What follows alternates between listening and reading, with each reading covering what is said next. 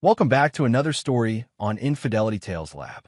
Before we begin, tell us, where in the world are you watching from? Now, let's dive into today's story. My wife called screaming. Where are you and the kids? I was at the park with my two sons. At Riverside Park, what's wrong? Listen to me. Get in your car and drive to the police station now. Don't go home. Don't call anyone. Her voice was trembling with terror. The phone went dead in my hand, leaving me staring at 8-year-old Tommy on the monkey bars and 6-year-old Jake building castles in the sandbox. Rebecca's voice had carried a fear I'd never heard before, not in 12 years of marriage, not even during her difficult pregnancies or when her father died. This was primal terror, the kind that makes your blood freeze and your mind race through every worst-case scenario imaginable. I grabbed both boys mid-swing and ran to the parking lot, their confused protests mixing with the sound of my boots hitting pavement. Tommy struggled against my grip, demanding to know why we were leaving, while Jake just held tight to his plastic shovel, sensing something was very wrong. As I buckled them into their car seats, my hands were steady. 15 years in Army intelligence had trained that response out of me, but my mind was already working through possibilities. Home invasion, kidnapping attempt, something involving my business, Sentinel Security Solutions, which had made me plenty of enemies over the years. The drive to the police station took 12 minutes, but felt like an hour. Every red light made me want to floor the accelerator. Every slow-moving car made me consider the shoulder. In the rearview mirror, I watched my boys' faces, Tommy's confusion deepening, while Jake just stared out the window with that 1,000-yard stare kids get when their world suddenly doesn't make sense anymore. These were my children, my responsibility, and someone had just threatened that in a way that sent my wife into complete panic. Detective Ray Castellanos met us at the station entrance. Ray and I went back to my first year running Sentinel, when I'd helped his department track down a ring of car thieves using stolen military-grade surveillance equipment. He was one of the few cops who knew my full background, including the parts that weren't in any official record.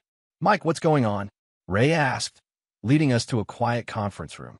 "Your wife called 20 minutes ago, saying there was an immediate threat to your family, but when we sent units to your house, everything looked normal. No signs of break-in, no disturbance." I set the boys up with coloring books and juice boxes in the corner before turning back to Ray. "She was terrified, Ray. I've never heard Rebecca sound like that. What exactly did she tell you?" "She said someone had called your house claiming to have kidnapped you and the boys, demanding she wire $50,000 to an account in the Cayman Islands. She said the voice was distorted, electronic, and they knew details about your family that only someone close would know. Specific details about the boys' schools, your business schedule, even what car you drive." The pieces clicked into place with the cold precision of a rifle bolt sliding home. This wasn't random. This was targeted, planned, and personal. In my line of work, you make enemies, but you also develop instincts about when someone is hunting you versus when you're dealing with opportunistic criminals. This felt like hunting. "Ray, I need to ask you something, and I need you to be straight with me. Has anyone been asking questions about me, my family, my business? Any unusual inquiries through official channels?" Ray's expression shifted, the casual friendliness replaced by the focused attention of a detective who just realized he was dealing with something bigger than a simple extortion attempt. "Actually, yeah. About 3 weeks ago, we got a call from someone claiming to be doing a background check for a federal contract you were bidding on. They wanted to know about any domestic disturbance calls to your address, any complaints filed against your business, that kind of thing." My blood turned to ice water.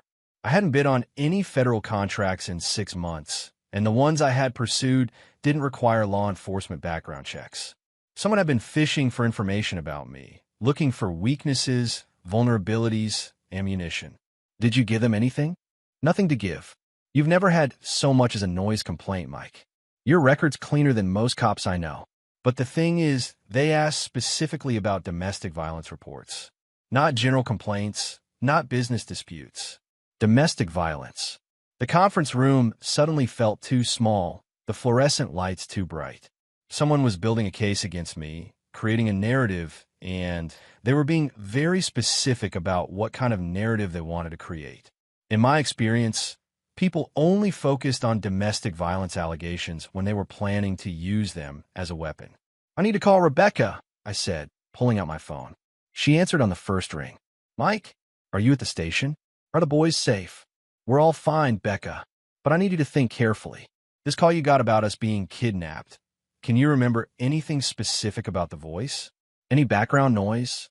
How long did the call last?" There was a pause, and when she spoke again, her voice had changed. The terror was still there, but underneath it was something else.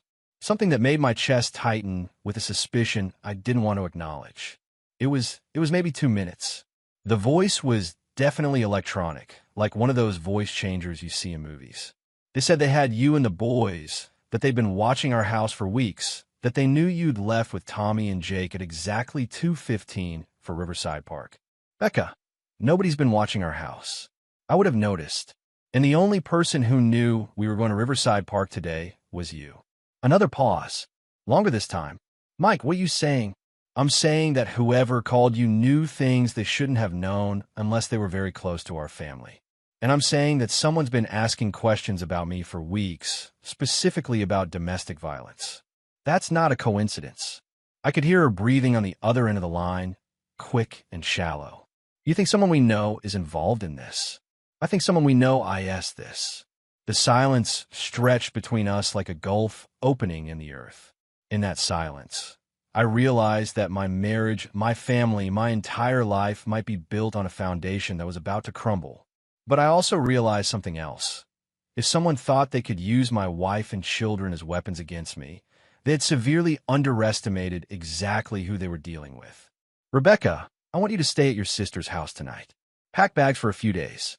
Don't tell anyone where you're going, and don't use your credit cards. Pay cash for everything." "Mike, you're scaring me." "Good. You should be scared. Because if I'm right about what's happening here, we're all in danger until I figure out who's behind this and why." After I hung up, Ray was studying me with the expression of a man who'd seen enough domestic situations to recognize the signs. "Mike, I have to ask, is everything okay at home? Between you and Rebecca?" It was a fair question, and I couldn't blame him for asking it. From the outside, this probably looked like a husband whose wife was trying to set him up for something, maybe creating evidence of threatening behavior to use in a divorce. The thought had already occurred to me, but it didn't fit. Rebecca wasn't that calculating, that cold. She was impulsive, emotional, sometimes naive about people's motives, but not manipulative. "Ray, Rebecca and I have our problems, like any couple. But she's not behind this. Someone else is pulling her strings, and they're using her emotions against both of us. Any idea who?" That was the question that had been gnawing at me since the moment Rebecca's voice changed on the phone. Who had access to our personal information? Who knew our routines, our relationships, our vulnerabilities? The list was shorter than you might think, but longer than I was comfortable with. I'm going to need some time to figure that out. But Ray, if someone comes to you with allegations against me, especially domestic violence allegations, I need you to remember this conversation. Someone is building a case, and they're planning to use it soon. Ray nodded slowly. "You want some advice from someone who's seen this kind of thing before?" "I'm listening. Whatever's happening here, don't handle it alone. You've got resources, connections, people who owe you favors. Use them. Because if someone's targeting your family, they're not going to stop with phone calls and psychological games." He was right, and I'd already started making a mental list of people I could trust, people who could help me figure out what was happening and who was behind it. But first, I needed to get my boys somewhere safe and start digging into the digital footprints this had left behind. As we left the police station, Tommy finally asked the question that had been building since I grabbed him off the monkey bars. "Dad, are we in trouble?" I knelt down to his level, looking into eyes that held too much worry for an 8-year-old. "No, buddy, we're not in trouble. But Daddy has to handle some grown-up problems, which means we're going to have a different kind of week. You and Jake are going to stay with Aunt Lisa for a few days while Mommy and Daddy figure some things out. Are you and Mommy getting divorced?" The question hit me like a punch to the solar plexus, not because I hadn't expected it, but because I realized I didn't know the answer anymore. 24 hours ago, I would have said absolutely not. Rebecca and I had our issues.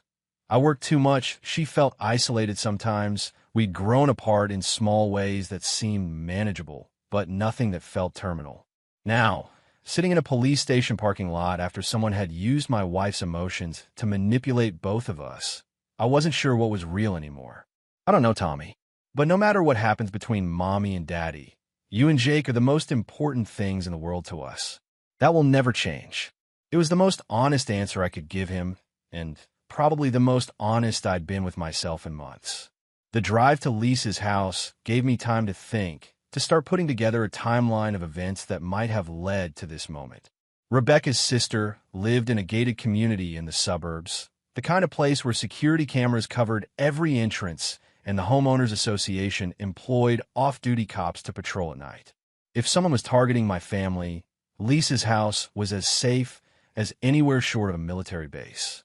Lisa met us at the door with the expression of someone who'd been briefed on the basics, but was trying not to show alarm in front of the boys.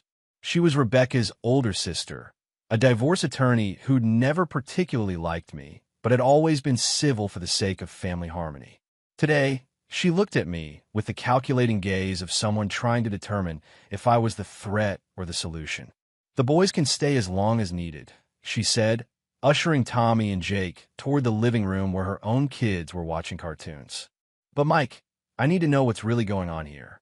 Rebecca called me crying, saying something about threats and police stations, but she wasn't making much sense. "Someone's playing games with our family, Lisa. I don't know who yet, but I'm going to find out. In the meantime, the boys are safer here than anywhere else." "And Rebecca?" "Rebecca's going to have to decide who she trusts." Lisa's expression sharpened. "What's that supposed to mean?" "It means that someone close to our family is feeding information to whoever's behind this. Someone who knows our routines, our relationships, our weak points. The list of people with that kind of access is very short." "You think Rebecca's involved?" "I think Rebecca's being used. The question is whether she knows it or not." I spent an hour with my boys, helping them settle in, answering their questions as honestly as I could without terrifying them.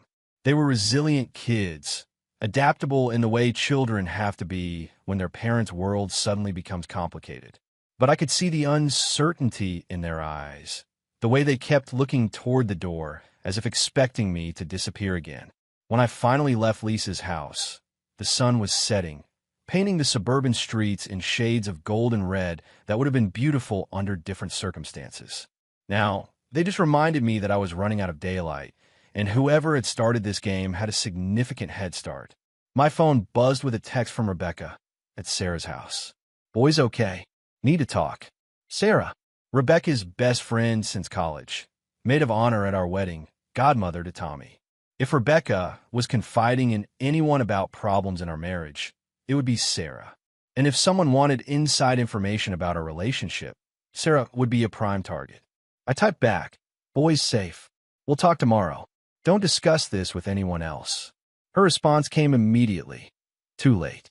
Sarah says I should call a lawyer." And there it was. The next move in whatever game was being played. Someone had convinced my wife that she needed legal protection from me, probably planted the idea that I was dangerous, unstable, possibly violent. They'd used the phone call to create an atmosphere of fear and confusion, then guided her towards someone who would reinforce those fears. I sat in my car outside Lisa's house, watching the windows glow with warm light, knowing my boys were inside feeling safe for the moment. But I also knew that safety was an illusion. Someone had declared war on my family, and they'd chosen their battlefield carefully. The smart move would be to hire my own lawyer, start building defenses, prepare for whatever allegations were coming.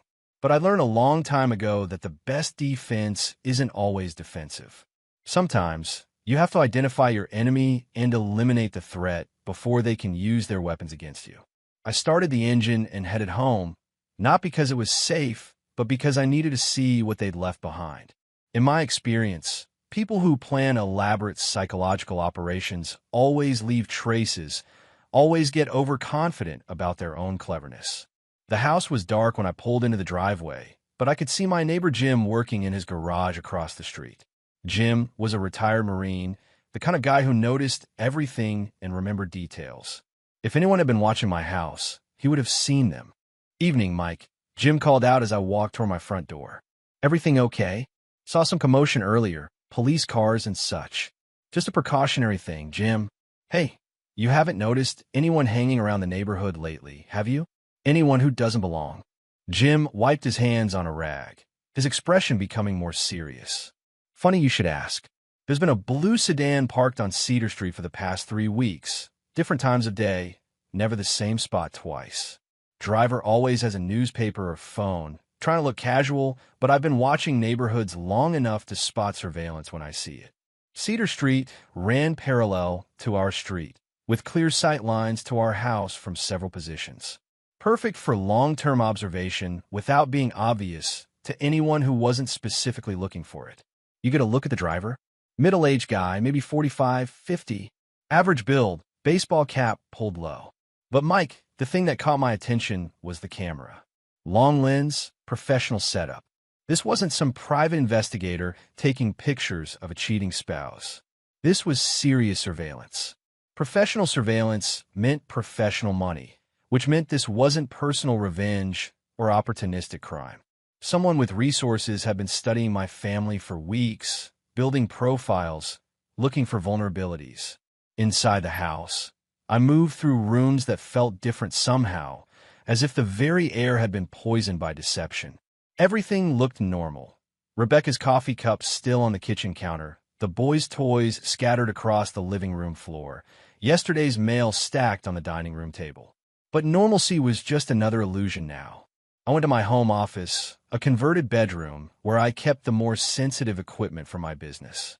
Hidden behind a false panel in the wall was a small safe containing backup hard drives, encrypted phones, and other tools that most suburban fathers don't keep in their houses.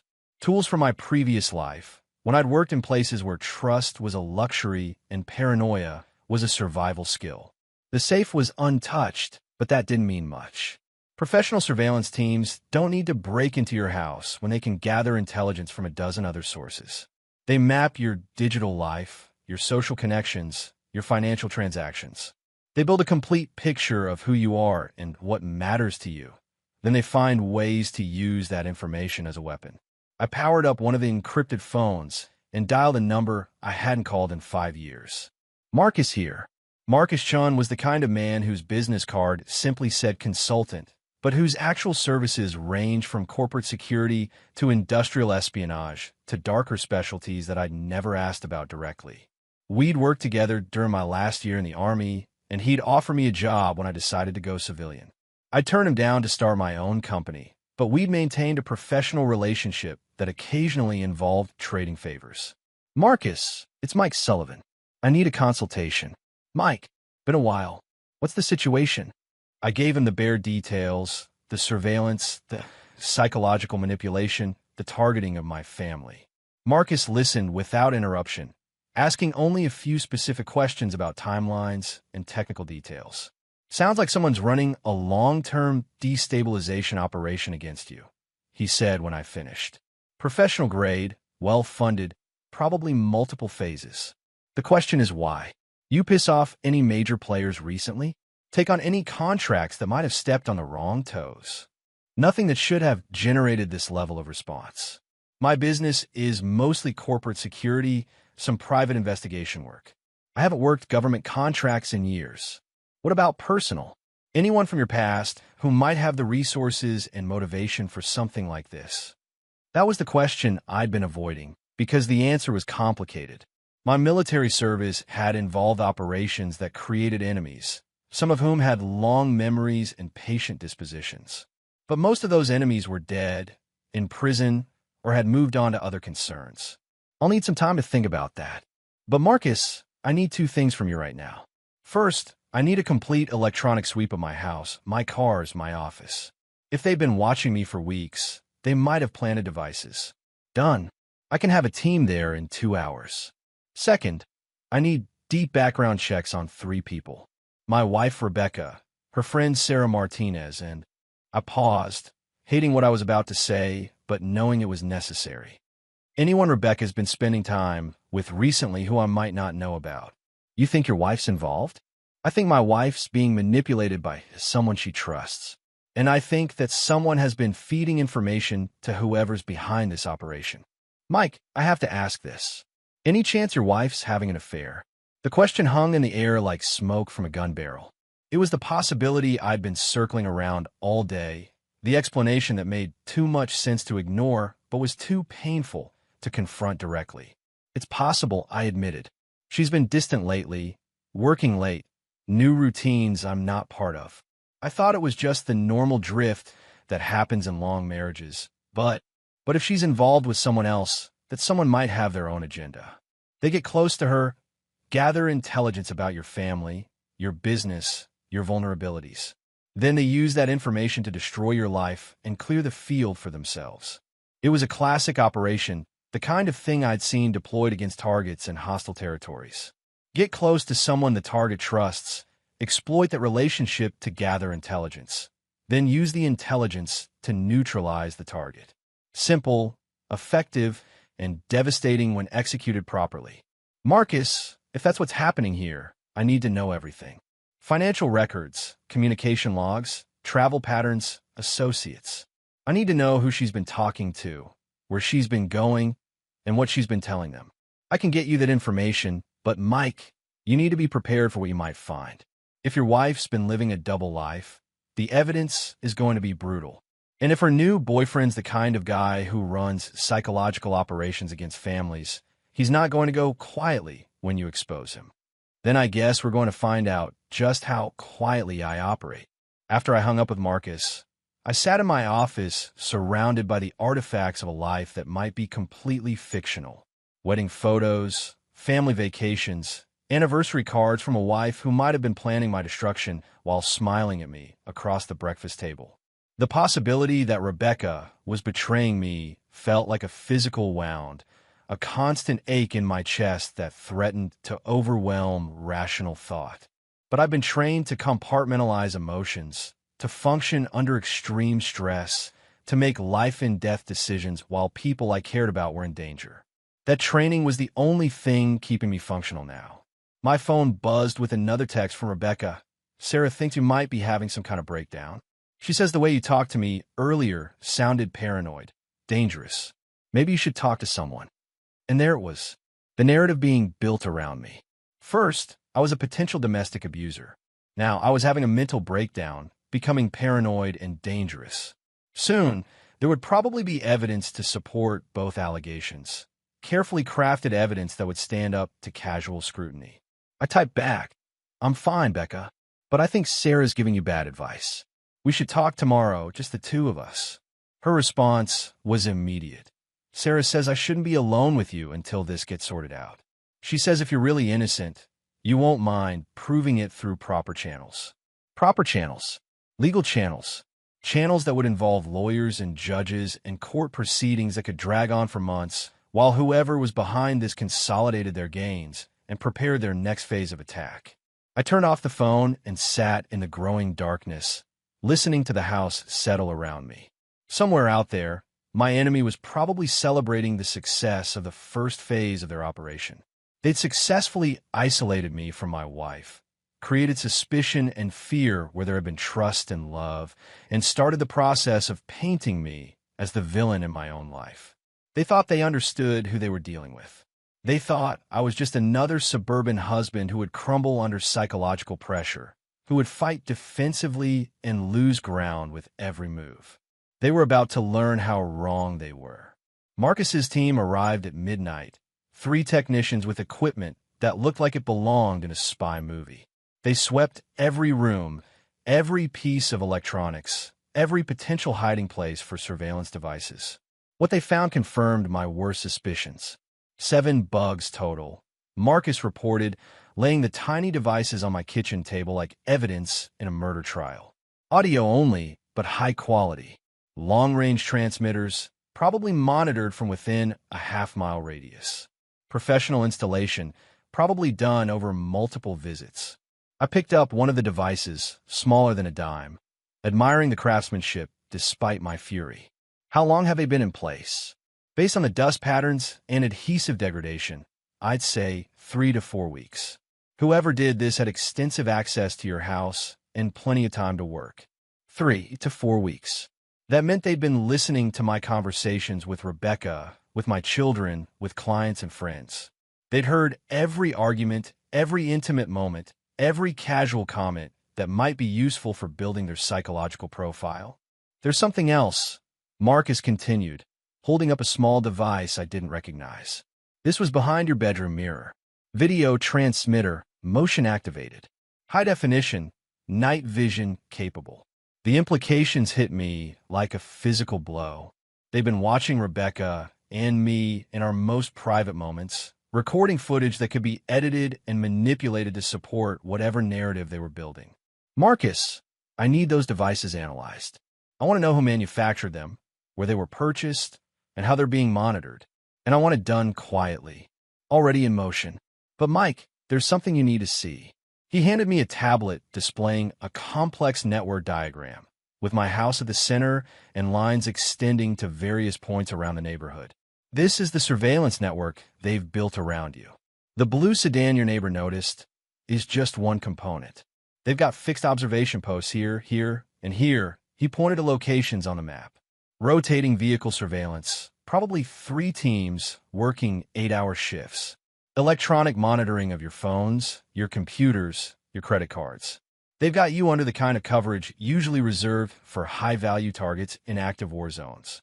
I studied the diagram, noting the sophistication of the operation, the resources it would require, the level of planning involved. This wasn't personal revenge or a simple affair gone wrong. This was something much larger and more dangerous. Marcus, who has the capability for something like this? Government agencies, obviously. Major corporations with serious security departments. Organized crime syndicates. Private military contractors. Or very wealthy individuals with access to professionals who used to work for all of the above. Any of those fit with what you found so far. The equipment is all commercial grade, high-end, but available to anyone with enough money and the right connections. The techniques are military and intelligence derived, but that could be contractors who learned their trade in Iraq or Afghanistan. Without more information about the targets and motives, it's hard to narrow down the possibilities. I was about to respond when my phone rang. Rebecca's number. Mike, we need to talk. Can you meet me at the coffee shop on Maple Street? The one we used to go to? Her voice was different again. Calmer, more controlled, but with an undertone I couldn't quite identify. It might have been exhaustion, or fear, or guilt. Or it might have been the voice of someone who'd been coached on what to say. When? Now. I know it's late, but I can't sleep, and I think we need to clear the air before this gets any more complicated. The coffee shop on Maple Street was neutral territory, a public place where we'd had hundreds of casual conversations over the years. It was also a place where surveillance would be difficult, but not impossible, where a conversation could be recorded by someone with the right equipment and positioning. I'll be there in 20 minutes. After I hung up, Marcus was watching me with the expression of someone who'd seen too many operations go sideways because of emotional decisions. Mike, this could be a setup. If they've compromised your wife, they might be using her to get you into a controlled environment. I know, but I need to find out how deep this goes, and the only way to do that is to engage with them directly. You want backup? I want surveillance of the surveillance. If this is a setup, I want to know who's running it and how they're positioned. But stay invisible. I don't want to escalate this into an open confrontation until I understand what we're really dealing with. The drive to the coffee shop took me through the suburban streets I'd traveled thousands of times, but everything felt different now. Every car could be part of the surveillance network. Every shadow could hide an observer. Every routine interaction could be part of an elaborate deception. The photo was worse. It showed Tommy and Jake playing in our backyard, but someone had been close enough to capture clear images of their faces, their school uniforms, their routine activities. The message was clear. We can reach your children anytime we want. The document was a carefully worded contract, the kind that would hold up in court if anyone ever found it. In exchange for my complete withdrawal from Rebecca's life, my agreement to an uncontested divorce with minimal custody, and my transfer of all business assets to a shell corporation they controlled, the evidence would be destroyed and my children would be left alone. I was to respond within 24 hours. If I refused, the evidence would be sent to the police, the family court system, and my professional associates. If I tried to fight back or expose their operation, my children would be kidnapped and sold to people who specialized in making children disappear forever. It was a masterpiece of psychological warfare, hitting every pressure point simultaneously. They offered to let me keep my freedom and my life, but only if I abandoned everything that made life worth living. I closed the laptop and sat back in a booth, thinking through my options. The smart play would be to give them what they wanted, take the deal, and hope they kept their word about leaving my children alone. Most people in my situation would probably make that choice. But I wasn't most people. I was someone who'd spent 15 years learning how to hunt and kill people who thought they were untouchable. I was someone who understood that predators only stop when you make them stop. And I was someone who'd just been given a very clear picture of exactly who I was dealing with and what they were capable of. I picked up my phone and called Marcus. "It's starting," I said when he answered. "I need everything we discussed, and I need it fast. We've got less than 24 hours before they start releasing their evidence." "What kind of evidence?" "The kind that will destroy my life and probably get me arrested." "Marcus, these people aren't just trying to ruin me. They're trying to erase me completely. Then we'd better make sure we erase them first." The next 6 hours were a blur of planning, preparation, and the kind of careful coordination that I hadn't engaged in since my military days. Marcus's team worked through the night, following digital breadcrumbs, analyzing surveillance patterns, and building a complete picture of the operation that had been targeting my family. What they found was both better and worse than I'd expected. Better, because the operation was smaller and more vulnerable than the sophisticated network they'd initially appeared to be. Worse, because the people behind it were more dangerous and more personally motivated than I'd imagined. "We've got them," Marcus said, arriving at my house at dawn with a thick folder of intelligence reports. "The good news is that it's only 3 people. The bad news is that one of them is someone you know very well." He opened the folder and spread out surveillance photos, financial records, and communication logs that told a story I'd been dreading to hear. The operation was being run by Anthony Ricci, a man I put in prison 8 years ago when my company exposed his identity theft ring. He'd been released 6 months ago and had immediately begun planning his revenge. Sarah Martinez was his cousin, a professional con artist who'd spent 2 years infiltrating Rebecca's life, building trust, and gathering intelligence. The third member was a former military contractor named David Kane, who specialized in psychological operations and electronic surveillance. "It gets worse," Marcus continued. "Sarah didn't just randomly befriend your wife. She's been systematically destroying marriages for years, working for Ricci's operation to target the families of people who'd wronged him. Your wife is just the latest in a long line of victims." I studied the photos of Sarah with Rebecca, seeing them in a completely different light now. Every lunch, every conversation, every moment of support and friendship had been part of a calculated campaign to destroy my family. How many other families have they destroyed? At least 12 that we can document. Usually, the husband commits suicide or disappears completely. Sometimes the children end up in the foster system or worse. These people don't just ruin lives, Mike. They end them. The folder contained detailed records of their previous operations, showing the same pattern repeated over and over. They would identify a target, usually someone who'd cost Ricci money or freedom. They would spend months or years infiltrating the target's social circle, gathering intelligence, building psychological profiles. Then they would systematically destroy the target's family, usually through false allegations of domestic violence or child abuse. The evidence they created was always sophisticated enough to fool casual investigation, but not sophisticated enough to stand up to serious forensic analysis. The problem was that most of their targets never got the chance for serious forensic analysis. They either took plea deals to avoid going to trial, or they killed themselves rather than face the complete destruction of their lives. "They're expecting me to follow the same pattern," I said, studying their previous cases. "They think I'll either take their deal or kill myself rather than fight back." "Most people would," Marcus agreed. "But you're not most people." "No, I'm not. And I think it's time they learned exactly what kind of person they've been playing games with." The plan we developed over the next few hours was risky, probably illegal, and definitely lethal if it went wrong. But it was also the only way to ensure that Ricci's operation would never target another family. Phase 1 involved turning their own surveillance network against them. Marcus's team had identified all of their observation posts and electronic monitoring stations. Instead of dismantling them, we were going to feed them false information, making them think their plan was working while we prepared our counterattack. Phase 2 involved Sarah Martinez.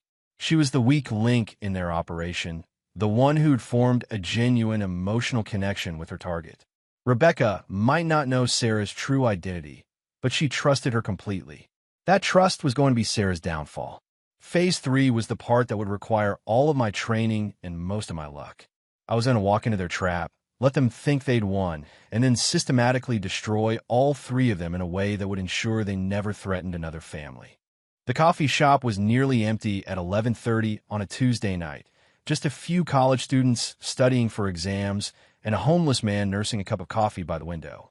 Rebecca was already there, sitting in our usual corner booth, looking like she hadn't slept in days. "You look terrible," I said, sliding into the seat across from her. "Thanks." That's exactly what every woman wants to hear. She managed a weak smile, but it didn't reach her eyes. "Mike, what's happening to us? Yesterday morning, everything was normal, and now I feel like I'm living in some kind of nightmare." I studied her face, looking for signs of deception, manipulation, or hidden knowledge. But all I saw was exhaustion and confusion, the expression of someone who'd been caught in forces beyond her understanding. "Becca, I need to ask you some questions, and I need you to answer them honestly. Have you been having an affair?" The directness of the question hit her like a slap. Her face went through a series of expressions: shock, hurt, anger, before settling on something that looked like resignation. "No, Mike, I haven't been having an affair. But She paused, staring at her hands folded on the table. "I've been thinking about it." "With who?" "Does it matter?" I said I was thinking about it, not doing it. It matters because someone's been feeding information about our family to people who want to hurt us. And the list of people with access to that kind of information is very short. Rebecca looked up at me, and for the first time, I saw fear in her eyes that wasn't related to mysterious phone calls or threats from strangers. "You think I'm involved in this? You think I'm working with someone to what? Destroy our marriage? Hurt our children? I think you've been talking to someone who's not who they appear to be. Someone who's been asking questions about our relationship, our problems, maybe suggesting solutions that involve lawyers or separation or legal protection for me." The way her face changed told me I was on the right track. The confusion was replaced by something else, something that looked like the dawning realization that she'd been played. "Sarah," she whispered. "What about Sarah? God, Mike, she's been so supportive lately. When I told her we'd been having problems, that I felt like you were distant and maybe hiding things from me, she was the one who suggested that maybe there was more going on than I realized. She said sometimes men who seem stable and controlled on the outside are actually capable of terrible things." When did these conversations start? About a month ago. I was having lunch with her, complaining about work and marriage and feeling like I was stuck in a rut. She asked if I'd ever considered that maybe the problem wasn't me, maybe it was you. She said she'd noticed things about you that worried her. "What kind of things?" "The way you watch people, like you're constantly assessing threats. The way you never really talk about your time in the army. The fact that you have guns in the house, and sometimes were cases that you won't discuss with me." She said those were red flags, signs of someone who might be living a double life. I felt a cold fury building in my chest. Sarah Martinez had been systematically poisoning my wife's perception of me, feeding her paranoia and suspicion, preparing her to believe that I was dangerous. "Becca, how well do you really know Sarah? Have you ever met her family, visited her house, seen where she works?" Rebecca frowned, thinking, "We always meet at restaurants or coffee shops. She says she travels a lot for work, that her apartment is small and not good for entertaining." "I've known her since college, Mike. We were roommates for 2 years. When's the last time you talked to anyone else from college about Sarah? When's the last time you verified any of the things she's told you about her life?" The question hung between us like a bomb with a burning fuse. Rebecca's face went through another series of changes as she started to realize the implications of what I was suggesting. "You think Sarah isn't who she says she is?" I think Sarah's been running a long-term operation against our marriage, gathering intelligence, building psychological profiles, and preparing to destroy our family from the inside. Rebecca shook her head, but the denial lacked conviction. That's crazy, Mike. Why would she do that? What could she possibly gain? I don't know yet, but I'm going to find out. As if summoned by our conversation, my phone buzzed with a text message. Unknown number. Enjoying your coffee? You two make such a lovely couple. It's a shame it has to end this way. I showed Rebecca the message, watching her face go pale as the reality of our situation finally sank in. They're watching us right now, she whispered. They've been watching us for weeks. The question is what they're planning to do with all the information they've gathered. My phone buzzed again. Check your email in exactly 1 hour. Come alone, or the boys will see things that will give them nightmares for the rest of their lives. The threat against my children changed everything.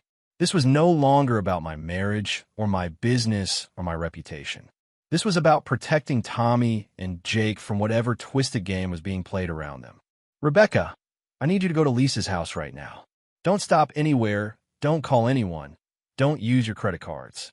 When you get there, tell Lisa to activate the security system and not answer the door for anyone except me or the police. What about you? I'm going to end this. Mike, maybe we should just give them whatever they want. Money, information, whatever it takes to make this stop. I looked at my wife, seeing the fear and desperation in her eyes, and realized she still didn't understand the nature of what we were facing. Becca, this isn't about money. This is about power, control, and probably revenge for something I did years ago. People like this don't stop when you give them what they want. They just escalate until they've taken everything that matters to you. Then what do? We fight back. After Rebecca left for Lisa's house, I sat alone in the coffee shop, watching the few remaining customers and trying to spot the surveillance team I knew was out there. The homeless man by the window was reading a newspaper that was 3 days old. The college student in the corner had been nursing the same cup of coffee for over an hour. Either could be part of the operation, or they could be exactly what they appear to be. At exactly midnight, I checked my email. The message was from an account I didn't recognize, with a subject line that made my blood run cold. The price of betrayal. The email contained 3 attachments. The first was a video file labeled Evidence A. The second was a photo labeled Evidence B. The third was a document labeled Terms and Conditions. I opened the video file and immediately understood why they'd waited until now to make contact. The footage showed me and Rebecca in our bedroom, but it had been edited to make it appear that I was forcing myself on her, that she was struggling and afraid. The editing was sophisticated, combining audio from our arguments with video from our intimate moments, creating a narrative of domestic violence and sexual assault that would be devastating in a courtroom. Mark has said as his team prepared to deploy. Once we start this, there's no going back. These people have killed before, and they won't hesitate to kill again. If they realize what we're doing before we can complete the operation, they'll come after your family with everything they have. Then we'd better make sure they don't realize what we're doing. At 8 a.m., I called Rebecca to check on her and the boys. She sounded better, more like herself, probably because she'd spent the night away from Sarah's influence. The boys are asking when they can come home, she said. I told them maybe today, but I wanted to check with you first. Give me a few more hours to sort things out. There are some people I need to talk to, some things I need to clear up. Mike, last night, thinking about everything Sarah's been telling me, I think I've been wrong about a lot of things. I think maybe she's been manipulating me, making me paranoid and suspicious for reasons I don't understand. What makes you say that? Little things that didn't seem important at the time. Questions she asked about your work, your schedule, your friends. The way she always steered our conversations toward problems in our marriage. And the timing of when she started doing it, right around the time you said the surveillance began. My wife was smart, intuitive, and finally starting to see through the web of deception that had been built around her. That was going to make the next phase of the operation much easier. Rebecca, I need you to do something for me, and it's going to require you to trust me completely. What do you need? I need you to call Sarah and tell her you've decided to file for divorce. Tell her you want to meet this afternoon to discuss your options. But don't meet her at a public place. Invite her to Lisa's house. There was a long pause before Rebecca responded. Mike, if you're right about Sarah, isn't that dangerous? Isn't that like inviting a snake into Lisa's house? Rebecca, the snake's already in the house. She's been there for 2 years. Now we're going to use her own tactics against her. What do you want me to say to her? Tell her the truth. Tell her that I've been acting paranoid and erratic, that you're afraid of me, that you need help figuring out how to protect yourself and the boys. Tell her you've decided she was right about everything. And then we're going to show her exactly what happens to people who threaten my family. The confrontation at Lisa's house was scheduled for 2 p.m., which gave us 6 hours to prepare the battlefield. Marcus's team had already installed their own surveillance equipment throughout the house, high-definition cameras and audio devices that would capture every word and gesture of what was about to unfold. More importantly, they'd identified and compromised all of Ricci's electronic surveillance, feeding his team false information that would make them think everything was going according to plan. As far as Ricci knew, I was panicking. Rebecca was moving toward divorce, and Sarah was successfully guiding my wife toward the choices that would complete my destruction. Lisa's not happy about this. Rebecca told me when I arrived at the house an hour before Sarah was due to arrive. She thinks we're putting her family at risk. Lisa's right to be concerned, I admitted, but her family's already at risk. These people don't leave witnesses, and they don't stop until they've eliminated everyone who might expose their operation. You really think they would hurt Lisa and her kids? I think they've killed 12 other families, and I think they're planning to kill ours. Lisa's family is just collateral damage to them. Rebecca looked pale, but determined. What do you need me to do? Exactly what you would do if you really were planning to divorce me. Be emotional, be frightened. Ask Sarah for advice about lawyers and custody and protecting yourself from a dangerous husband. The more convinced she is that her manipulation worked, the more she'll reveal about their operation. And you, I'll be listening to every word. At exactly 2 p.m., Sarah Martinez arrived at Lisa's house, carrying flowers and wearing the expression of a concerned friend. She was attractive in an understated way, the kind of woman who could blend into any social situation without drawing attention. Perfect for a long-term infiltration operation. Marcus and I were positioned in Lisa's home office, watching through hidden cameras as Sarah embraced Rebecca and began the conversation that would determine whether my family lived or died. You sounded so upset on the phone, Sarah said, settling onto the couch next to Rebecca. Tell me exactly what happened last night. Rebecca was perfect, channeling real emotions from our deteriorating marriage into a performance that would have convinced me if I hadn't known better. He was so cold, Sarah, so calculating. When I told him about the phone call, instead of being concerned about my safety, he immediately started suggesting that I was involved somehow. He made me feel like I was crazy for being scared. That's classic psychological abuse, Sarah responded, and I could hear the satisfaction in her voice. Making you doubt your own perceptions, turning your emotions against you. It's exactly what I was worried about. I kept thinking about what you said, about how men like Mike can seem normal on the surface, but be capable of terrible things underneath.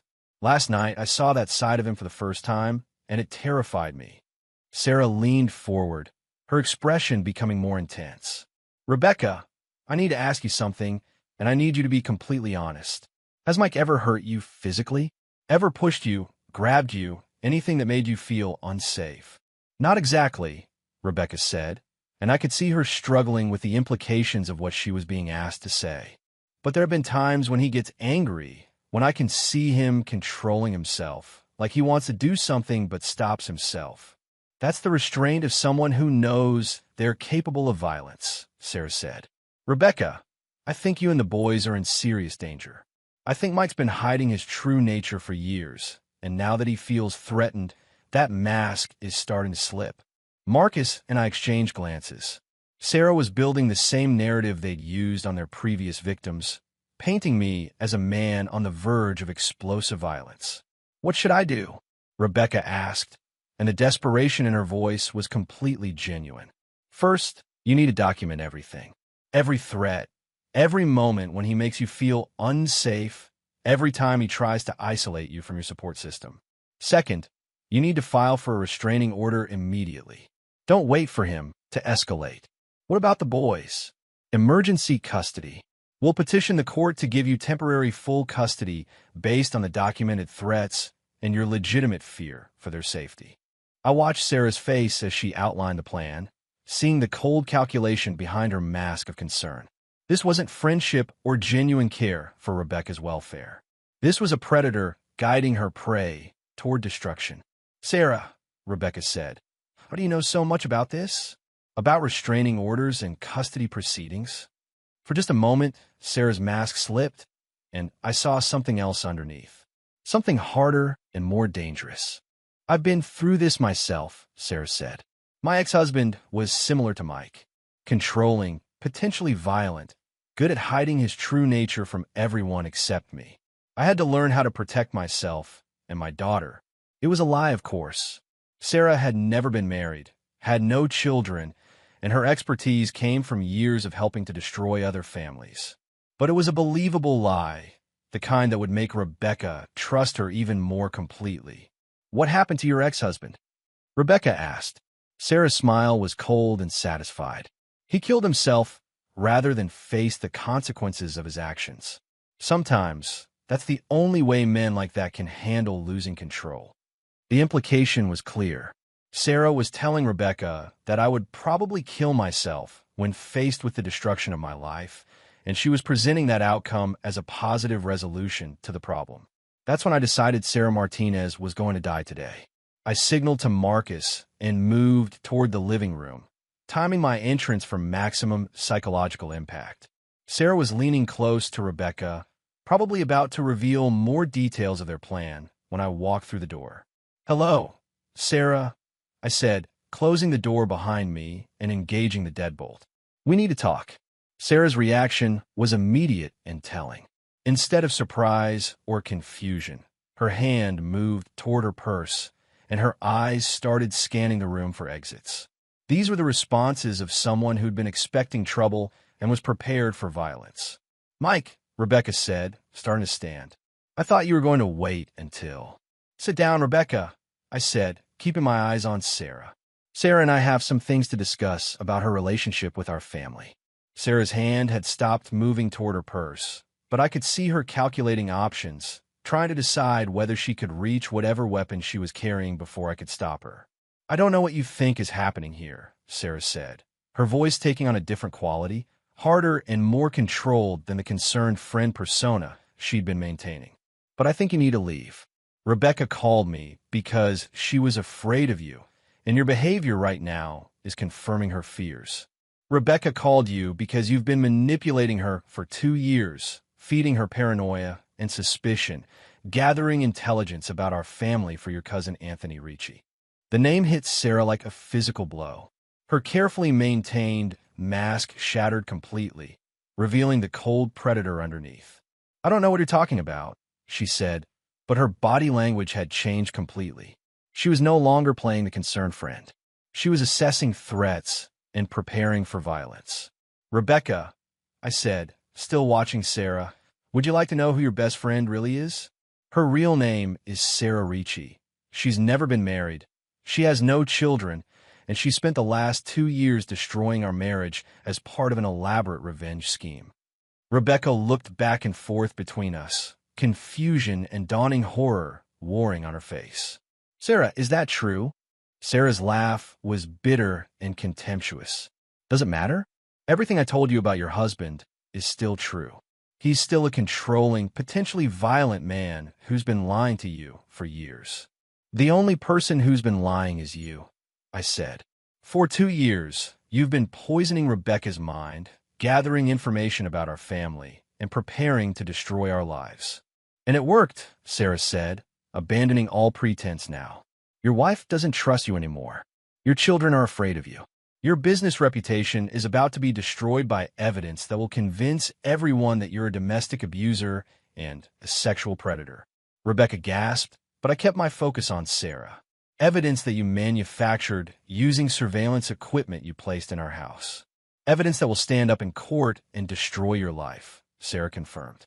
Unless, of course, you're smart enough to take the deal we offered. What deal? Rebecca asked. I pulled out my phone and showed her the email I'd received the night before. They want me to give up everything, my business, my assets, my custody rights, in exchange for not releasing fabricated evidence that would send me to prison. Rebecca read the terms of the contract, her face growing paler with each line. Sarah, you're part of this? You've been helping them blackmail my husband. I've been helping you see the truth about what kind of man you married, Sarah said. And I've been helping you prepare for a life without him. By lying to me? By recording us in our bedroom? By threatening our children? Sarah's expression turned contemptuous. Your children will be better off without a father like him. And you'll be better off without a husband who's been lying to you about who he really is. You're right about one thing, I said. I haven't been completely honest with Rebecca about who I really am. Both women turned to look at me, and I let them see past the mask of suburban respectability I'd been wearing for 12 years. I'm not just a former soldier who runs a security company. I'm someone who spent 15 years hunting and killing people who thought they were untouchable. People like terrorists, war criminals, and human traffickers. People like your cousin Anthony. Sarah's hand started moving toward her purse again, but I was faster.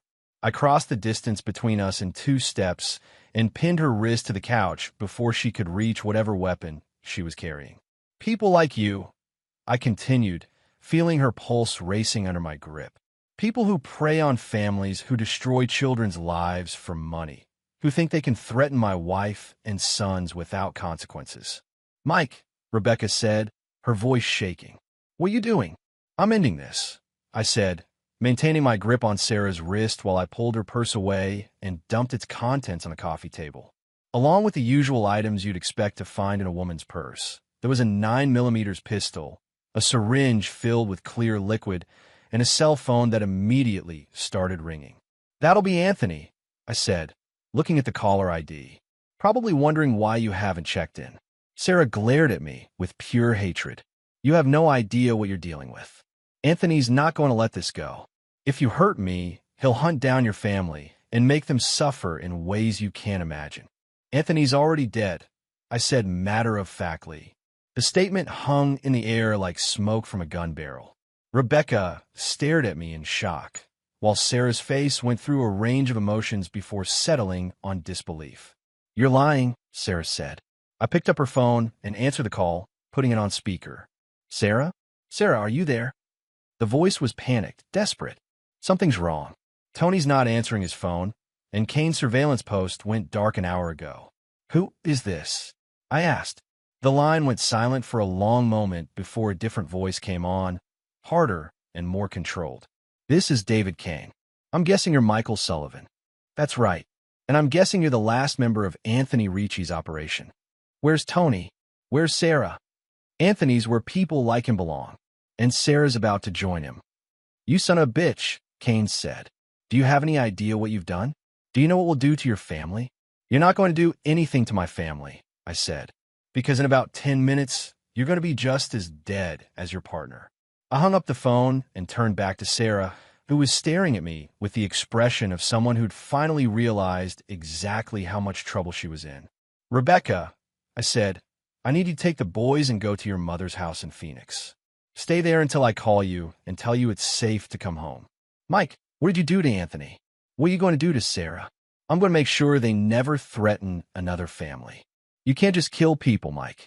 This isn't a war zone. There are laws, courts, legal ways to handle this. I looked at my wife, seeing the moral certainty in her eyes, the belief that civilization's rules applied to people like Sarah and Anthony and Kane. Rebecca, these people have destroyed 12 families. They've killed children, driven fathers to suicide, and left mothers broken and alone. The legal system can't stop them because they're too smart, too careful, and too connected.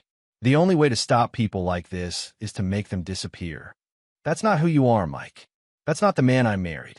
Yes, it is, I said. It's exactly who I am. I'm someone who protects his family by eliminating threats. I'm someone who doesn't forgive betrayal or forget when people try to hurt the people I love. Sarah laughed bitterly. She's right, you know. This will destroy your marriage anyway. Even if you kill all of us, she'll never look at you the same way again. She'll never trust you, never feel safe with you. You'll lose your family anyway. Maybe, I admitted. But my children will be alive, and the people who threaten them will be dead. That's a trade I'm willing to make. Rebecca was crying now, understanding finally that the man she'd married was capable of things she'd never imagined. Mike, please. There has to be another way. There is another way, Sarah said quickly, sensing an opportunity. Take the deal. Give us what we want, and we'll disappear. You'll never see us again. Like you disappeared from the other 12 families you destroyed? I asked. Like you would have disappeared after you sold my children to human traffickers? Sarah's face went white. She hadn't expected me to know about that part of their plan. That's right, I continued. Marcus found your communications with the buyers in Eastern Europe. $50,000 each for healthy American children under 10 years old. You weren't just planning to destroy my life. You were planning to sell my sons into slavery. Rebecca's sobbing intensified, and I could see the exact moment when she understood that there really was no other choice, no legal solution that would protect our children from people this evil.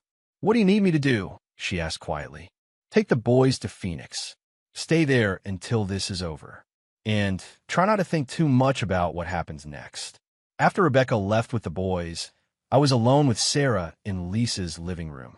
She'd stopped trying to maintain any pretense of innocence and was watching me with the calculation of a predator trying to figure out how to escape a trap. So what now? She asked. Are you going to torture me for information? Try to make me suffer before you kill me? I'm going to give you a choice, I said. You can tell me everything about your operation, where Cain is positioned, what other assets you have in play, how many other families you're currently targeting, and I'll make your death quick and clean. And if I don't, then I'll hand you over to some associates of mine who specialize in extracting information from people who don't want to cooperate. They're very good at their job, but they're not particularly concerned with minimizing suffering. Sarah considered this for a long moment, weighing her options. Cain's positioned in the abandoned warehouse on Industrial Boulevard, she said finally. He's got surveillance equipment covering all the approaches, and he's heavily armed. There's also a backup team in a van parked 2 blocks away. How many in a backup team? 2 men. Contractors Cain hired for this operation. They don't know the full scope of what we've been doing. What other families are you targeting? 3 active operations. The Martinez family in Dallas, the Chun family in Seattle, and the Williams family in Atlanta. All revenge targets for people who cost Anthony money over the years. I made notes on my phone, information that Marcus would need to prevent other families from suffering the same fate we'd almost met. Is that everything? That's everything that matters. I studied her face, looking for signs of deception, but I thought she was telling the truth.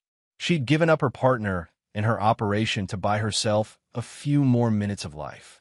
Sarah, I want you to understand something. This isn't personal. You're not dying because I'm angry or because I want revenge. You're dying because you're a threat to children, and I don't allow threats to children to continue existing. I understand, she said. For what it's worth, your wife really did love you. The feelings she shared with me, the doubts and fears, those were real. I didn't create those problems in your marriage. I just exploited them. I know, I said. And that's something Rebecca and I will have to work through if we're going to have a future together. Do you think you will? Have a future together? I don't know. But I know my children will have a future, and that's what matters most. I pulled out the syringe that had been in Sarah's purse and checked the contents. It was potassium chloride, probably intended for me if their psychological manipulation hadn't worked. Heart attack, I said. Quick and relatively painless. Probably what you were planning to use on me. Poetic justice, Sarah said. Something like that. I injected the potassium chloride into Sarah's arm, and she was unconscious within seconds, dead within minutes. I checked her pulse to confirm, then called Marcus. Sarah's down. What's the status on Cain? He's barricaded in the warehouse, but he's not going anywhere. We've got the building surrounded, and we've jammed all his communications. The backup team is neutralized. Alive or dead? Alive. They really didn't know what they were involved in, so we gave them a choice. They're on a plane to South America right now, with enough money to start new lives and stern warnings about what happens if they ever come back. And Cain's a different story.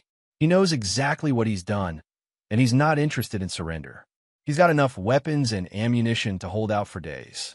Then we end this now? I'll be there in 30 minutes. The warehouse where Kane had made his final stand was a perfect defensive position, a concrete bunker with limited approaches and multiple escape routes. Under normal circumstances, it would have taken a SWAT team hours to clear it safely. But these weren't normal circumstances, and I wasn't operating under the constraints that limited law enforcement. Marcus had positioned his team around the building's perimeter, using electronic surveillance to track Kane's movements inside. He was on the third floor, in a room with windows facing all directions, surrounded by enough firepower to outfit a small army. He's got night vision, body armor, and automatic weapons, Marcus reported, plus claymore mines covering the stairwells and enough explosives to bring down the building if he decides to go out in a blaze of glory. Any way to get to him without triggering the explosives? There's a freight elevator that goes directly to the third floor, but it's exposed to his position. He'd see us coming and have plenty of time to activate the charges. What if he didn't see us coming? Marcus looked at me with the expression of someone who just realized what I was thinking. Mike, that's a hell of a risk. If the timing's off by even a few seconds, the timing won't be off. It took 2 hours to set up the operation. Marcus's team created multiple diversions around the building's perimeter, keeping Kane focused on the wrong directions while I approached from the one angle he couldn't see. The freight elevator shaft was accessible from the basement, and the elevator itself could be controlled manually from inside the shaft. At exactly midnight, Marcus triggered a coordinated assault on the building's east side, drawing Kane's attention and firepower away from the elevator. I had a 30-second window to reach the third floor before Kane realized it was a diversion.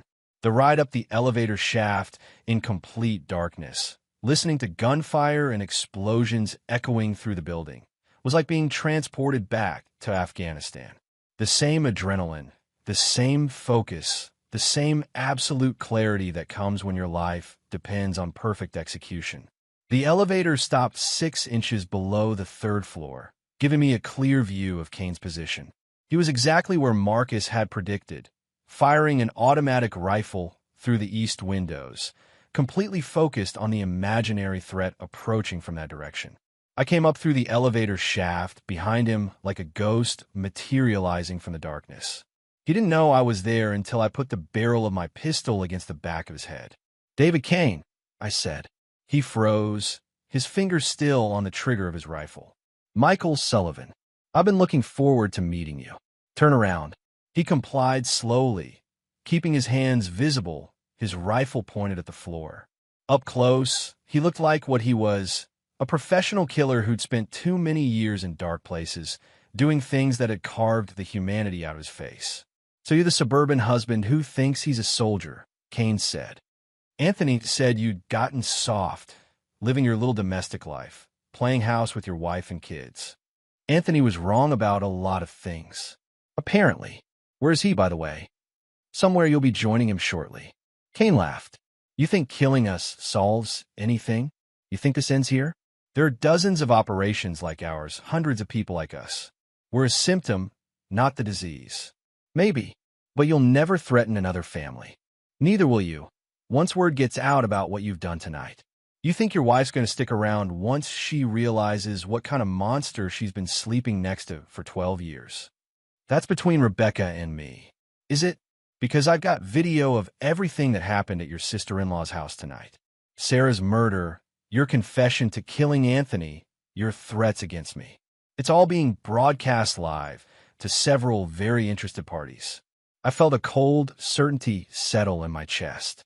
Kane had been recording our confrontation, probably streaming it in real time to associates who would use it as evidence against me. "Even if you kill me," Kane continued, "the evidence of what you've done tonight will destroy your life just as effectively as our original plan would have. Then I guess I don't have anything left to lose." Kane's expression changed as he realized what I was thinking. "You're insane," he said. "You'd blow up this building with both of us in it. I'd do whatever it takes to protect my family. Your family's already destroyed. Your wife will never forgive you for what you've done tonight. Your children will grow up knowing their father was a murderer. My children will grow up alive, safe, and free from people like you. That's all that matters. I could see Kane calculating his options, trying to decide whether I was bluffing about the explosives. There's another way, he said finally.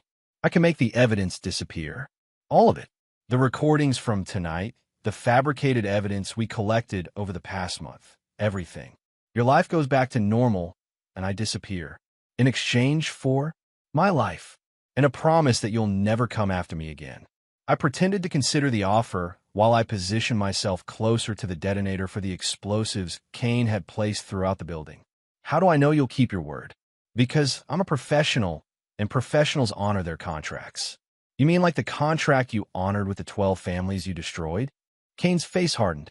That was business. This is survival. For you, maybe. For me, this is justice. I grabbed the detonator and activated the charges before Kane could react. The building shook with the force of multiple explosions, but the third floor held together long enough for me to reach the window. Kane was screaming something about the evidence, about his associates, about revenge, but his words were lost in the sound of collapsing concrete and twisting steel. I went through the window just as the floor gave way beneath Kane's feet, dropping him into the inferno that had been the second floor. The last thing I saw of him was his face, twisted with rage and disbelief that his professional detachment had been shattered by someone who fought with personal fury. Marcus's team pulled me out of the debris field with second-degree burns on my arms and a concussion that left me dizzy for hours. But I was alive, and more importantly, my family was safe. The official story was that Kane and his associates had been killed in an accidental explosion while manufacturing illegal weapons. Sarah Martinez had died of a heart attack, possibly brought on by stress related to her involvement with criminals. Anthony Ricci had simply disappeared, another casualty of the violent world he'd chosen to inhabit. The evidence they'd fabricated against me was destroyed in the warehouse explosion, along with their surveillance equipment and operational records. The 3 families they'd been targeting in other cities were quietly warned and protected, their lives saved by information extracted from Sarah before she died. But Kane had been right about one thing. The cost of protecting my family was my marriage. Rebecca came back from Phoenix a week later, but she looked at me like I was a stranger wearing her husband's face. She'd had time to process what she'd witnessed, to understand exactly what kind of man she'd been married to for 12 years. I know you saved us, she said on the night she returned. I know you protected our children from people who would have destroyed their lives. But Mike, I can't stop seeing you inject that woman with poison. I can't stop hearing you talk about killing people like it was just another job. It was just another job, I said. The most important job I've ever done. I understand that, but I don't know if I can live with it. I don't know if I can live with you, knowing what you're capable of. We tried counseling, tried rebuilding trust, tried finding a way back to the life we'd had before Sarah Martinez poisoned it with doubt and fear. But the foundation had been cracked too badly to support the weight of what we'd learned about each other. Rebecca filed for divorce 6 months later, but it was amicable, honest, and focused on what was best for Tommy and Jake. I got generous visitation rights, and she got the certainty that her children would always be protected by someone who would kill to keep them safe. The boys adapted better than either of us expected. They knew their parents had been through something terrible, but they also knew they were loved and protected. They split their time between Rebecca's new apartment and my house, where they learned to shoot straight, think clearly, and never trust strangers who ask too many questions about their family. Sarah Martinez had been right about one thing. Rebecca never looked at me the same way again. The trust was gone, replaced by a wary respect and a deep understanding that the man she'd married was someone she'd never really known. But she was wrong about everything else. My children didn't grow up damaged by what happened. They grew up strong, protected, and absolutely certain that their father would never let anything happen to them. 3 years later, I'm still running Sentinel Security Solutions, but now I specialize in a very particular type of client. Families who've been targeted by predators like Anthony Ricci's operation. Families who need someone with my particular skills and moral flexibility to solve problems that the legal system can't touch. It's not the life I planned, But it's the life I chose when I decided that protecting innocent people was more important than maintaining comfortable illusions about civilization's ability to stop monsters. Rebecca remarried last year, a decent man who works in insurance and has never killed anyone. He's good to her and good to the boys, and I genuinely hope they have the kind of normal, peaceful life that people like me make possible by doing the things people like him can't imagine. Sometimes I wonder if I could have found another way, a legal solution that would have stopped Ricci's operation without requiring me to become a killer again. But then I think about the 12 families they'd already destroyed and the 3 families they were planning to target next, and I know I made the only choice that mattered. Evil exists in the world, and sometimes it takes the form of people who smile and offer friendship while they're planning your destruction. When you meet people like that, you have 2 choices.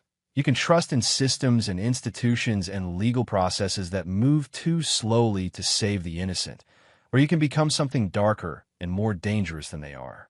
I chose to become the monster that monsters fear. And every night when I check the locks on my doors and test the security system that protects my house, I sleep peacefully knowing that somewhere out there, predators think twice before targeting families because they know someone like me might be waiting for them in the darkness. That's the price of betrayal. Not just the betrayal of trust between husband and wife, but the betrayal of innocence, the betrayal of faith in humanity's fundamental decency. Some betrayals can be forgiven and overcome. Others change you so completely that forgiveness becomes irrelevant. The people who threatened my family didn't just betray me. They betrayed the social contract that keeps civilization functioning, the unspoken agreement that children are off limits, that families are sacred, that some lines should never be crossed. They learned, in the last moments of their lives, that some people take that contract very seriously indeed. And now, 3 years later, when I tuck my sons into bed and listen to their prayers and watch them sleep peacefully in their rooms, I know that the price I paid was worth every sleepless night, every lost relationship, every piece of my soul that I traded away to keep them safe. Because in the end, that's what fathers do. We become whatever we need to become to protect our children. Even if it means becoming something our wives can't love, our friends can't understand, and our enemies can't survive. The boys still call me Daddy. Rebecca still calls me when she needs help with something important. And somewhere in the world, families sleep safely because predators remember what happened to the last group of people who thought they could threaten children and walk away unscathed. That's enough. That has to be enough. Because the alternative is a world where monsters like Anthony Ricci and Sarah Martinez and David Kane operate with impunity, destroying families for profit and entertainment, safe in the knowledge that their victims are too civilized, too trusting, too bound by laws and morality to fight back effectively. I chose to be uncivilized when civilization failed. I chose to be unforgiving when forgiveness would have enabled more victims. I chose to be the kind of man who kills people who threaten children, and I'll make that choice again every single time it's presented to me. That's who I am. That's who I've always been, underneath the suburban facade and the comfortable domesticity. I'm Michael Sullivan, and I'm the reason that people like Anthony Ricci don't sleep peacefully at night. And if you're reading this story because you're thinking about targeting a family, about destroying lives for profit or revenge or entertainment, then you should understand one simple truth. There are more people like me than you realize, and we're always watching, always waiting, always ready to remind you that some prices are paid in blood. Choose your targets carefully, because you never know when the suburban father you're planning to destroy might turn out to be someone who's very, very good at destroying people like you. The price of betrayal is always higher than you think you can afford, but it's a price that predators pay whether they want to or not, because people like me make sure they don't have a choice. Sleep well, and remember, we're watching. And there you have it. Another story comes to an end. What did you think? I'd love to hear your thoughts in the comments below. If you enjoy this story, consider joining our community by subscribing. It means the world to us. For more stories like this one, check out the recommended videos on screen. And I'll see you there.